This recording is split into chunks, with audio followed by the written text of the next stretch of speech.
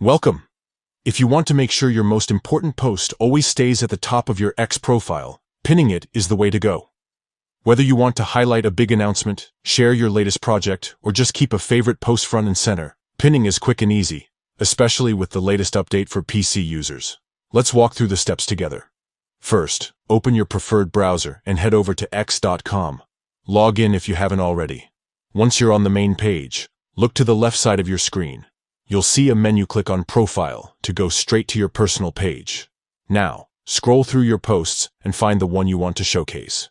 Remember, you can only pin posts that you've created yourself. If you try to pin someone else's, the option just won't appear. Once you've found your post, move your mouse to the top right corner of it. You'll see 3 small dots. Click on them. This opens up a menu with several options. From here, select Pin to your profile. A confirmation pop-up will appear, asking if you're sure you want to pin this post. Click Pin to confirm your choice. That's it.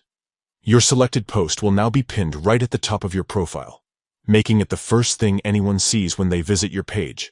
If you ever want to change your pinned post, just repeat these steps with a different post.